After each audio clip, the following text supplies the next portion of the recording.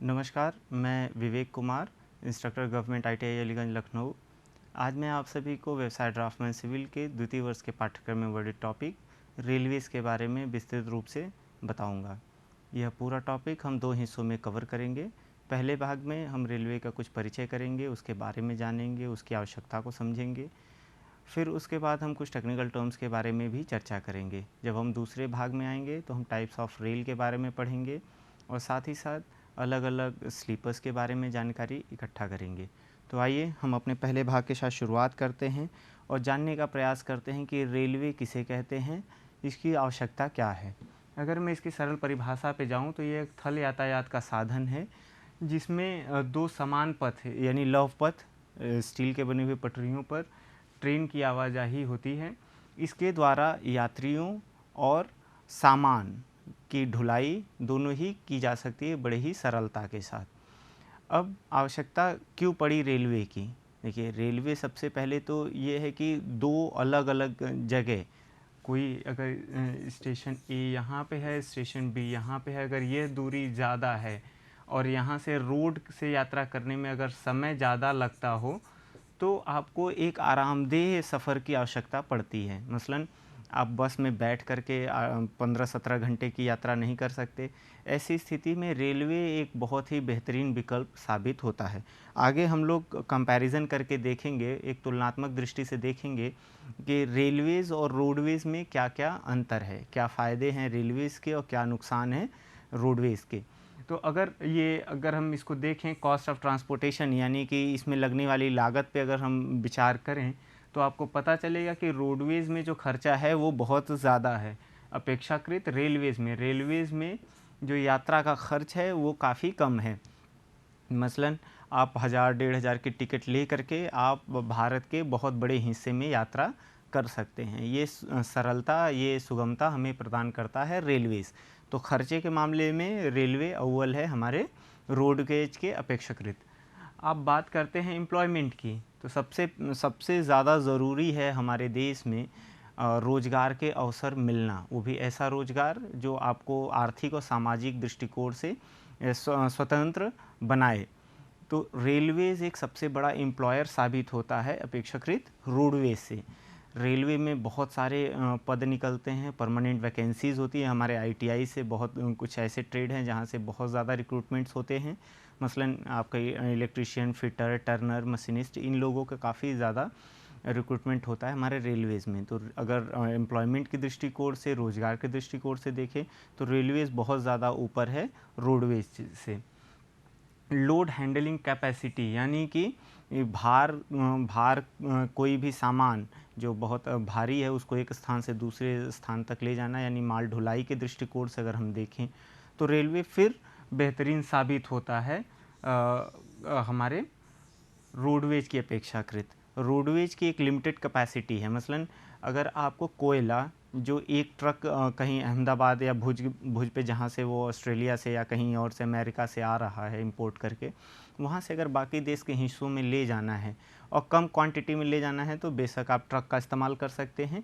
लेकिन अगर किसी थर्मल पावर प्लांट में या किसी बड़ी इंडस्ट्री फैक्ट्री में कोयले को आपको ले जाना है, या कोयला, मैंने एक उदाहरण लिया, तो इस तरीके से जब बहुत अत्यधिक भार को एक जगह से दूसरी जगह ले जाना होता है तो हमारे पास जो सबसे बेहतरीन विकल्प है वो रेलवेज़ का है। तो माल ढुलाई में भी रेलवेज़ बहुत ज़्यादा अव्वल है रोडवेज़ के अपेक्षाकृत। मेंटेनेंस एंड सस्टेनेबिलिटी की अगर बात करें, मेंटेनेंस पे अगर मैं बात करूं तो रेलवेज़ में रेगुलर मेंटेनेंस की आवश्यकता पड़ती है। तो ये यहाँ पर रोडवेज़ हमारा बेहतर साबित होता है। रोडवेज़ में रोज़ रोज़ उसके मेंटेनेंस की आवश्यकता नहीं पड़ती। ये एक साइक्लिक प्रोसेस है, एक निश्चित अंतराल के बाद आपको रोडवेज़ की मेंटेनेंस और सर्विसिंग कराने की आवश्यकता होती है। कंस्ट्रक्शन कॉस्ट पे देखें तो अगेन यहाँ पर हमारा रोडवेज़ बेहतर होगा क्योंकि कंस्ट्रक्शन कॉस्ट रोडवेज़ में कम होती है, अपेक्षाकृत रेलवे में बहुत ज़्यादा होती है। आगे बढ़ते हैं, एक्सीडेंट्स की अगर बात करें हम, एक्सीडेंट्स अगर देखें तो आपको एक मोटे तौर पे ये समझ में आता होगा कि रेल हादसों में बहुत ज़्यादा लोगों को जान माल का नुकसान झेलना पड़ता है। लेकिन आप देखिए पूरा ये साल आप जनवरी से दिसंबर तक का पूरा स्लॉट लीजिए और उसमें ट्रेन के दुर्घटनाओं की वजह से जान माल के नुकसान को आंकिए और साथ ही साथ रोडवेज़ की वजह से जो एक्सीडेंट्स हुए हैं उनमें जान माल के नुकसान को जब आप आंकते हैं तो आपको पता चलता है कि रोडवेज़ बहुत ज़्यादा ऊपर है एक्सीडेंट्स के मामले में रेलवे से। अंत में मैं बात करूंगा कंफर्ट्स की। कंफर्ट का मतलब है आराम। अब पुनः जब आपको बहुत ज़्यादा दूर की यात्रा करनी हो तो आपके लिए रेलवेज़ बहुत बेहतर विकल्प साबित होता है, क्योंकि इसमें कई क्लास हैं, जैसे स्लीपर क्लास है, third AC, second tier AC है। तो आप अपने सुविधानुसार, अपनी क्षमतानुसार आप उन बोगियों का चयन कर सकते हैं, उन सीटों का चयन कर सकते हैं, उस पर इत्मीनान से लेट करके अपनी यात्रा का आनंद ले सकते हैं। तो ये एक छोटा कंपैरिजन था रेलवेज़ और रोडवेज़ के बीच में। अब भारतीय रेल पे अगर हम देखें तो एक छोटा सा इतिहास मैं चर्चा करना चाह रहा था। लॉर्ड डलहौजी के समय पर ट्रेन की शुरुआत की गई थी। ये 16 अप्रैल 1853 में बॉम्बे से ठाणे के बीच में चलाई गई थी। ये अमूमन आपको पता ही होगा, याद भी होगा। इसमें 14 कोचेज़ थे, 400 यात्रियों ने यात्रा की। ये कुल दूरी 33 किलोमीटर थी, जो पहली बार हिंदुस्तान के अंदर रेलवे का संचालन किया गया।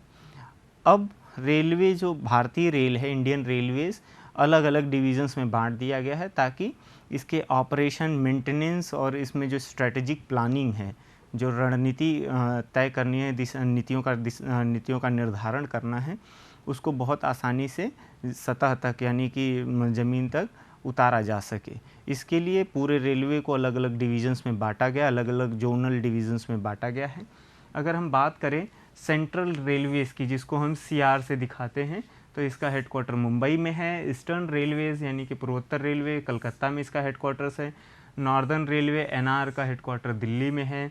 नॉर्थ ईस्टर्न रेलवे NER का जो हेडक्वार्टर है वो आपके गोरखपुर में मिलता है। North eastern frontier railway NFR, जिसका हेडक्वार्टर मालेगांव में आपको मिलता है। सदर्न रेलवे चेन्नई में हेडक्वार्टर है। South southern central railways SCR Secunderabad में है। साउथ ईस्टर्न रेलवेज SCR का हेडक्वार्टर अगेन कलकत्ता में है और वेस्टर्न रेलवेज का हेडक्वार्टर मुंबई में आपको मिलता है। तो ये आपको एक छोटी जानकारी थी जो आपको स्मरण रखने की आवश्यकता है। ये आपके परीक्षा के दृष्टिकोण से इम्पॉर्टेंट है। अब बात करते हैं ट्रेन की। जो हमारी ट्रेन है और रेल, दो अलग अलग शब्द हैं। मैं इसको बार बार यूज़ करूँगा, इसलिए मैं पहले ही इन दोनों को आपको समझा देना चाहता हूँ। ट्रेन वो लोकोमोटिव, ट्रेन या उसको लोकोमोटिव बोलते हैं। ट्रेन वह यूनिट है जिसमें इंजन और डब्बों को गिना जाता है, और जो पटरियाँ हैं जिस पे ट्रेन हमारी चलती है उसको अंग्रेजी में रेल कहते हैं, हिंदी में पटरियाँ भी कह लेते हैं। मैं इस पूरे लेक्चर में पटरियों को रेल कहूँगा और जो लोकोमोटिव है उसको मैं ट्रेन कहूँगा।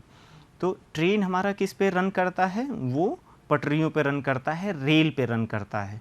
अब आपको समझने की आवश्यकता है कि गेज क्या होता है, रेल गेज क्या होता है। एक बड़ा महत्वपूर्ण बिंदु है। इसी के आधार पर रेलवे को ब्रॉडली क्लासीफाई भी किया गया है, वर्गीकृत भी किया गया है। जैसे आप कई बार सुनते होंगे कि बड़ी लाइन या छोटी लाइन, एक मोटे भाषा में कहते हैं, बट ये ठीक बात नहीं है।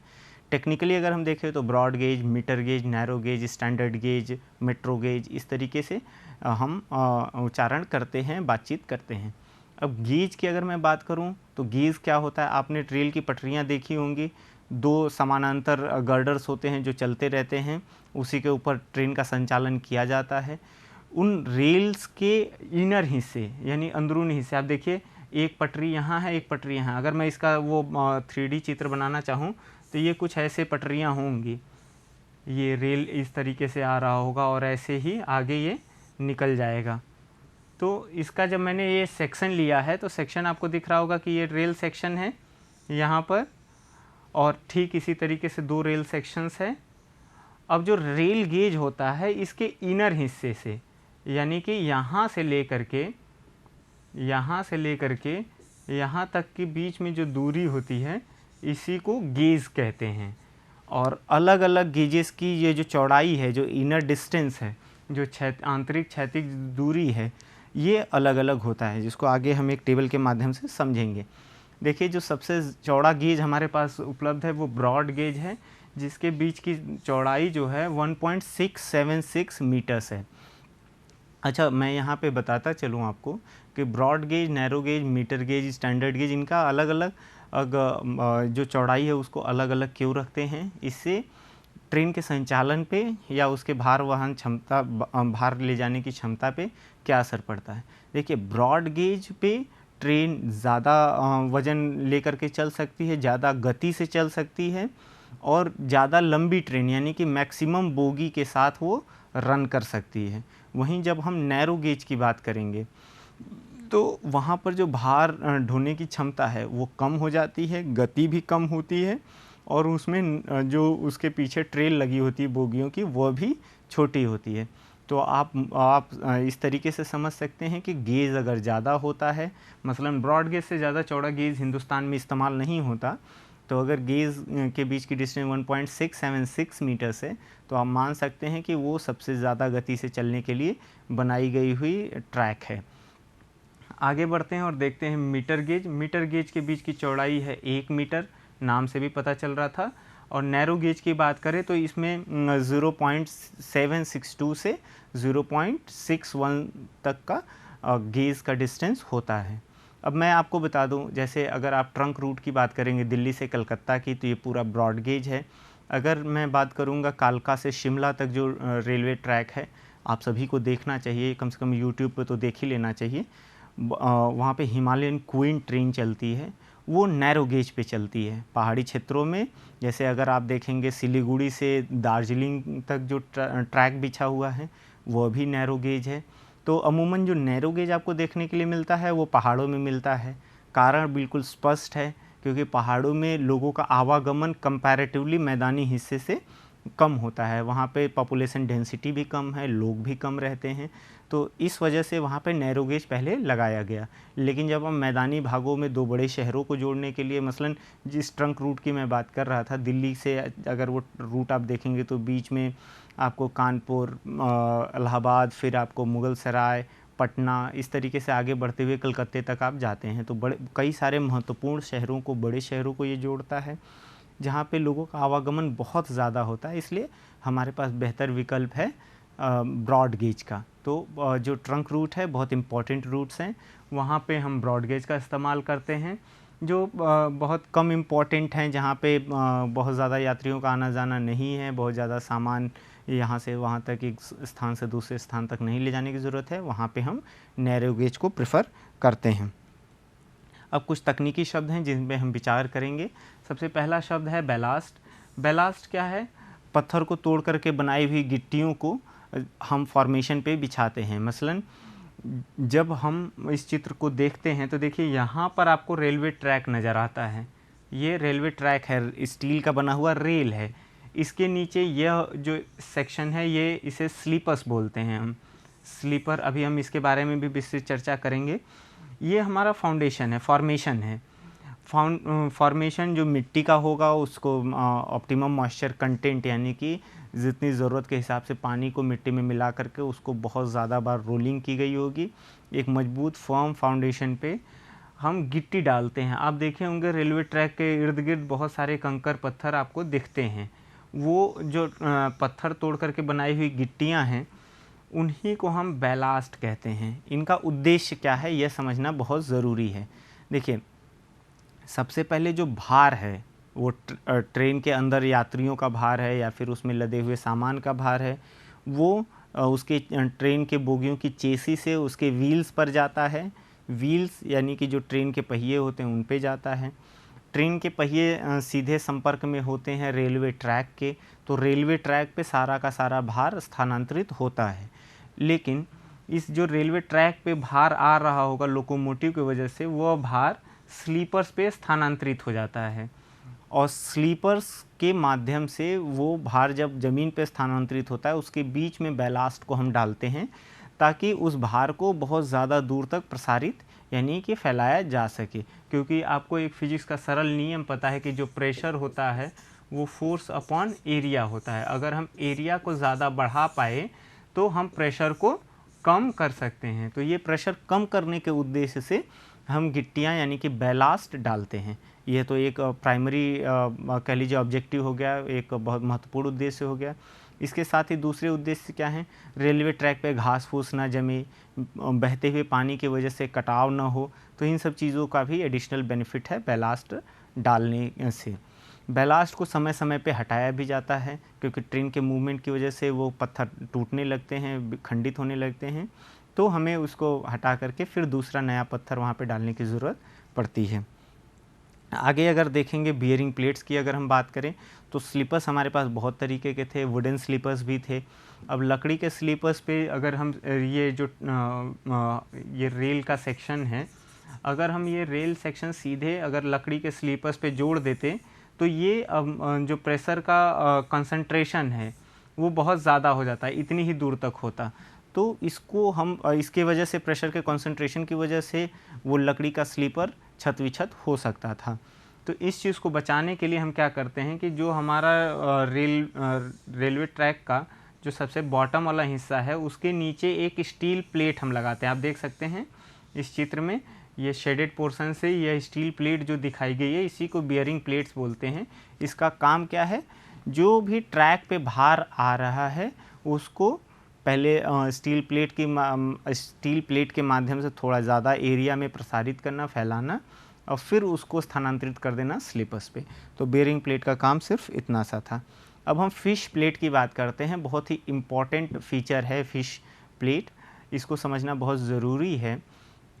देखिए, हम हालांकि हमारे पास LWR यानी कि लॉन्ग वेल्डेड रेल या SWR शॉर्ट वेल्डेड रेल्स मौजूद हैं, लेकिन हम ऐसा कभी नहीं कर सकते कि बहुत ज़्यादा दूरी तक, मसलन 10-15 किलोमीटर तक हम किसी रेल सेक्शंस को वेल्डिंग के माध्यम से ही जोड़े रखें। ऐसा हम इसलिए भी नहीं कर पाते क्योंकि मौसम के बदलने की वजह से टेम्परेचर चेंजेस होते हैं, और जब तापमान बदलता है तो उसकी वजह से जो स्टील का मेंबर यानी कि जो रेल है उसमें एक्सपेंसन यानी कि फैलाव, कॉन्ट्रैक्शन यानी कि सिकुड़न पैदा होती है।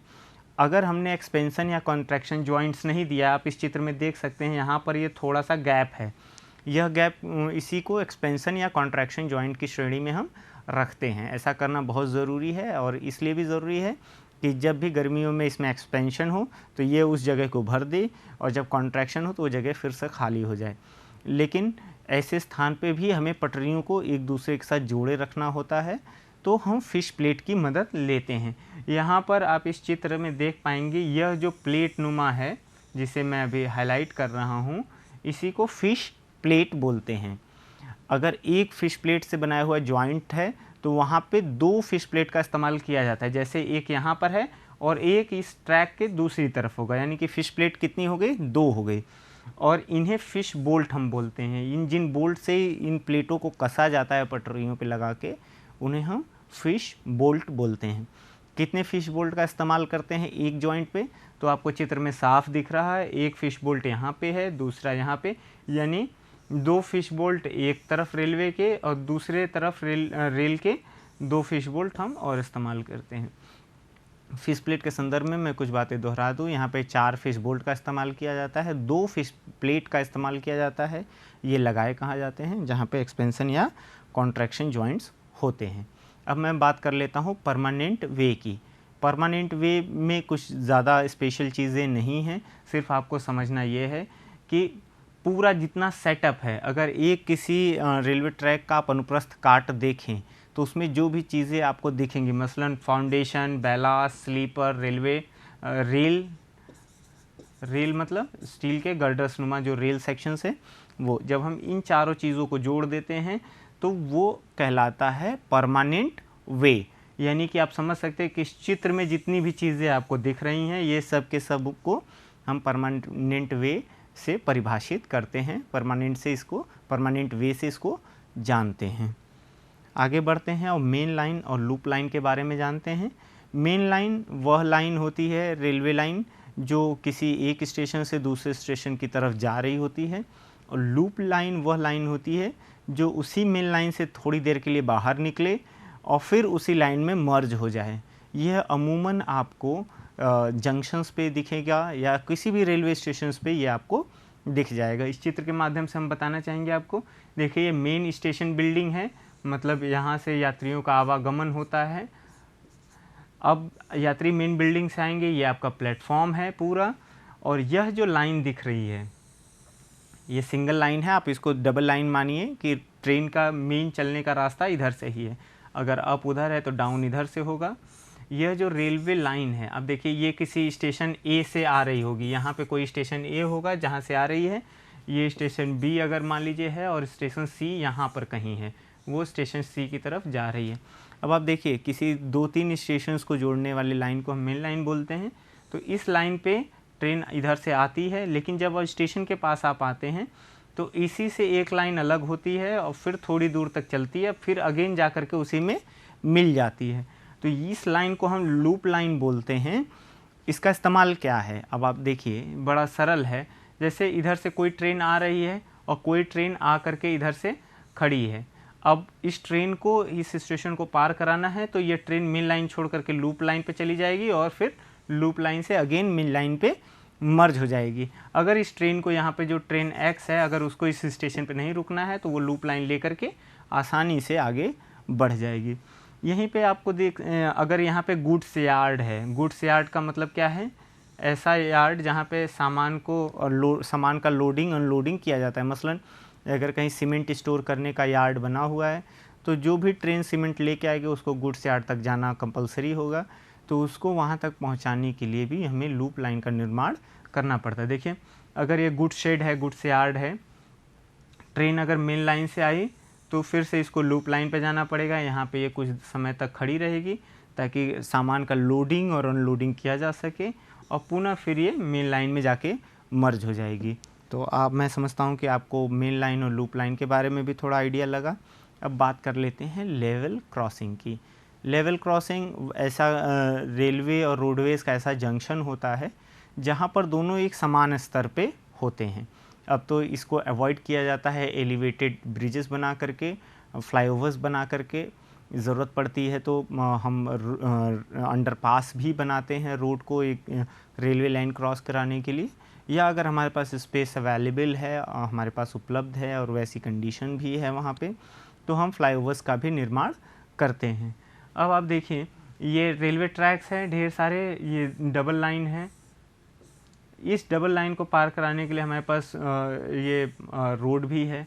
अगर हिंदुस्तान में देखें तो हम लेफ़्ट से चलते हैं और राइट से लेफ़्ट की तरफ चलते हैं, राइट की तरफ से सामने वाले वाहन को निकलने का मौका देते हैं। तो ये जो लेवल क्रॉसिंग है, यहाँ पर कुछ बैरिकेड्स की मदद से जब भी ट्रेन आता है तो वहाँ पे सायरन बैरिकेड्स की मदद से हम रोड को ब्लॉक कर देते हैं। ट्रेन के गुजर जाने के बाद पुनः उस बैरिकेड को ओपन कर देते हैं ताकि रेलवे का रोड पे जो व्हीकल्स हैं उनका मूवमेंट हम आसानी से होने दे सके। लेकिन ध्यान में रखने वाली बात यह है कि अगर हमारे पास कोई ऐसा हाईवे है जिस पे ट्रैफिक इंटेंसिटी बहुत ज़्यादा है, मसलन उस रास्ते पर को इस्तेमाल करने वाले पैसेंजर्स या लोगों की संख्या बहुत ज़्यादा है और ट्रेन भी ट्रंक रूट है, यानी कि उस पर ट्रेन का आवागमन बहुत ज़्यादा है, तो वो बिल्कुल ही ठीक बात नहीं है कि हम वहाँ पे लेवल क्रॉसिंग प्रदान करें। क्यों? क्योंकि अगर एक बार ये व्हीकल का मूवमेंट जारी रहा तो हमें बैरिकेड्स बंद करने में दिक्कत होगी, ज़्यादा समय लगेगा, जिससे ट्रेन के पार करने में समय लगेगा, उसको रोकना पड़ेगा। या एक बार अगर ट्रेन का आवागमन हुआ, 3-4 ट्रेन गुजरी, तो आपको 15 से 20 मिनट तक उसको बंद रखने की आवश्यकता पड़ेगी और इतने में बहुत लंबा जाम लग सकता है। तो लेवल क्रॉसिंग कभी भी ठीक नहीं माना जाता है। बात कर लेते हैं पॉइंट एंड क्रॉसिंग की। पॉइंट को हम स्विचेस भी बोलते हैं। अगर रेलवे लाइन एक सिंगल ट्रैक से, मसलन अगर ये सिंगल ट्रैक था, इस पे 2 ट्रैक और इसको लूप लाइन बनानी है इस तरीके से, तो जो ये सेक्शन होता है ये और ये, इसको हम पॉइंट बोलते हैं, पॉइंट या स्विच बोलते हैं। इसको हम क्रॉसिंग बोलते हैं। इसको समझना बड़ा आसान है। देखिए यहाँ पर एक टॉन्ग रेल होती है। टॉन्ग रेल का मतलब क्या है? एक हाई कार्बन स्टील का रेल होता है जिसको अब तो पहले मैकेनिकली करते थे, अब हाइड्रोलिक से उसको मूव कराते हैं, जिसकी वजह से ट्रेन अपना ट्रैक बदल लेती है। अब आप इस चित्र में देख सकते हैं, ये जो सेक्शन आपको दिख रहा है ये क्रॉसिंग है और यहाँ पर ये जो दिख रहा है इसको हम पॉइंट कह सकते हैं, पॉइंट या स्विचेस कह सकते हैं। आप देखिए इधर से एक रेल आ रही थी, फिर यहाँ से 2 अलग अलग रास्ते पर इसको जाना था। मसलन एक रास्ता तो इसका ये हो सकता है इस पे गुजर जाए या दूसरा रास्ता वहाँ से ये हो सकता है। तो इस तरह से हम देख सकते हैं कि इसको हम किस तरीके से विभाजित करते हैं पॉइंट और क्रॉसिंग्स में। कोनिंग ऑफ व्हील्स के बारे में अगर हम बात करें तो आप देखेंगे कि ये जो व्हील टेपर्ड होती है, इसी से यह हमारा रेलवे ट्रैक के साथ हमारी ट्रेन इंटरलॉक्ड होती है। ट्रेन में कोई हैंडल नहीं होता, कोई स्टीयरिंग व्हील नहीं होता जिससे कि उसको टर्न किया जा सके, तो इस टेपरिंग के वजह से ये लॉक्ड होती है और जब आप किसी कर्व पर ट्रेन मूव करती है तो इसको घूमने में आसानी प्रदान करता है Koenig of wheels. Rail chair की बात करें तो जो पहले वुडन स्लीपर्स होते थे उसमें डबल हेडेड जो हमारे पास रेल सेक्शंस थे उनको फिक्स करने के लिए या बुल हेडेड रेल सेक्शन को फिक्स करने के लिए यह जो सेक्शन इस्तेमाल किया जाता था, फिक्सचर्स इस्तेमाल किए जाते थे, इनको हम चेयर्स कहते हैं। इनको स्पाइक्स की मदद से फिक्स करते हैं। अगर हम स्पाइक्स की बात करें तो हमारे पास अलग अलग तरीके के स्पाइक्स थे। ये राउंड स्पाइक है, यहाँ पे स्क्रू स्पाइक है और डॉग स्पाइक ये है। डॉग स्पाइक सबसे ज़्यादा वुडन स्लीपर्स में यूज़ होते थे। आपके सामने चित्र है पेंड्रॉल क्लिप का। इसे पेंड्रॉल क्लिप बोलते हैं। जब भी हम आरसीसी स्लीपर्स इस्तेमाल कर रहे होते हैं अपने रेल सेक्शन को जोड़ने के लिए तो वहाँ पे हम पेंड्रॉल क्लिप का इस्तेमाल करते हैं। आज के पाठ में हमने क्या क्या पढ़ा, अगर मैं इसको बताना चाहूँ तो हमने इंट्रोडक्शन रेलवे का जाना, फिर उसके बाद अलग अलग डिवीजन्स पे हमने चर्चा किया, कुछ फ़ायदे नुकसान के बारे में हमने जाना, रेलवे और रोडवेज़ के, रेल गेजेस के बारे में हमने जाना। यहाँ पर हमने 3 अलग अलग रेल गेजेस का चर्चा किया। अगर मैं फिर से बताना चाहूँ तो सबसे इम्पॉर्टेंट होता है ब्रॉड गेज, जिसकी चौड़ाई होती है 1.676 मीटर्स। आपको ध्यान में रखने की ज़रूरत है। ब्रॉड गेज सबसे ज़्यादा इस्तेमाल होता है क्योंकि लोड कैरिंग कैपेसिटी और साथ में पैसेंजर कैरिंग कैपेसिटी इस ट्रैक की सबसे ज़्यादा होती है। वहीं अगर मैं नैरो गेज की बात करूंगा तो नैरो गेज हिल स्टेशंस में आपको मिलता है जहां पे लोड कैरिंग कैपेसिटी और पैसेंजर कैरिंग कैपेसिटी बहुत ज़्यादा ज़रूरी नहीं होता, तो वहां पर हम नैरो गेजेस का इस्तेमाल बड़े आसानी से करते हैं। फिर हमने टेक्निकल टर्म्स जाना, जिसमें एक बड़े ही महत्वपूर्ण बिंदु पे हमने चर्चा किया जिसको हम पॉइंट एंड क्रॉसिंग यानी कि स्विचेस और क्रॉसिंग्स कहते हैं। उसके बाद हमने कोनिंग ऑफ व्हील्स के बारे में देखा। कोनिंग ऑफ व्हील्स का सबसे अहम काम ये है कि ट्रेन और जो ट्रैक है, ट्रेन और रेल्स दोनों को भी एक दूसरे के साथ इंटरलॉक्ड रखे और गाइड करे, जिससे हमारा ट्रेन जो लोकोमोटिव है वो सही डायरेक्शन में मूव करता रहे। इस पूरे पाठ को आपके सामने प्रस्तुत करने के लिए मैंने निमी द्वारा बनाई गई ई बुक्स का इस्तेमाल किया है जो स्पेशली ड्राफ्टमैन सिविल के लिए डिज़ाइन की गई है। साथ ही मैंने एस.सी. रंगवाला जी की किताब रेलवे इंजीनियरिंग से भी कुछ रेफरेंसेस लिए हैं। मैं समझता हूँ कि यह पाठ आप सभी के लिए लाभप्रद साबित होगा। धन्यवाद।